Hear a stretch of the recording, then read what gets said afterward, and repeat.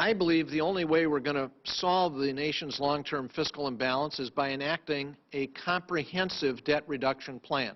We need a plan in the size and scope of what was proposed by the President's Fiscal Commission. The proposal would reduce the debt by $4 trillion over the next decade. It would put us on a course to get the debt stabilized and then brought down as a share of GDP so that we would be in a position to handle future shocks that none of us can anticipate.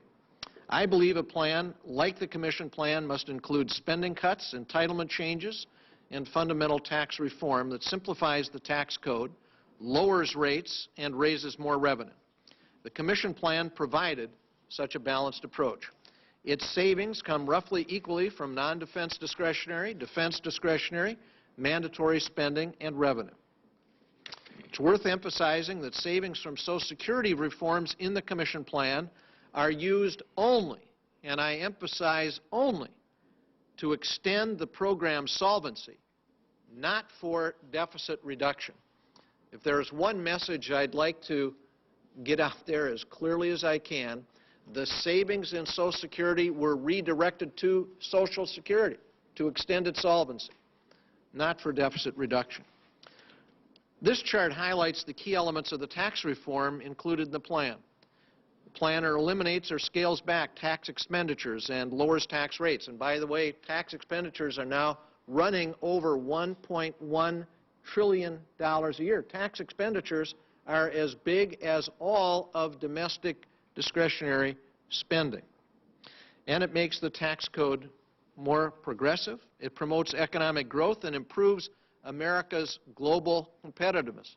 You know, if we're going to reform the tax code, one thing we've got to have in mind is the competitive position of the United States. We are no longer so dominant that we don't have to worry about the effect of our tax code on the competitive position of the United States.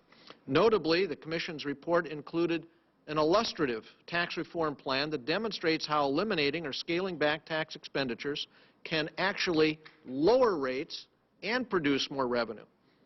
Instead of 6 tax brackets for individuals, the plan included just 3 brackets of 12, 22, and 28%. The corporate rate would be reduced from 35 to 28. Capital gains and dividends would be taxed as ordinary income.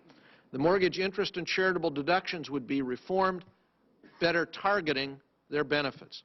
The child tax credit and earned income tax credit would be retained to help working families. And the alternative minimum tax would be repealed. The Commission's plan also increases revenue to 21% of GDP by 2022, and over time actually balances the budget. That's the kind of tax reform we'll need to adopt. That, along with the spending reductions and the entitlement reforms, are what is required to actually succeed. Let me just conclude by showing the different paths forward of the various plans. You can see the course that we're on is going to take us to a debt to GDP, and this is publicly held debt now, not gross debt, publicly held debt, 233% of GDP on the current course, much higher than that if we look at gross debt. The Ryan Roadmap takes us to a place I don't think we want to go, because that's over 90% publicly held debt. On a gross debt basis, that'd be well over 120% of GDP. The plan by the Commission takes us to publicly held debt of 30% of GDP. As a gross debt, that would be about 60% of GDP. That is, to me, a responsible target.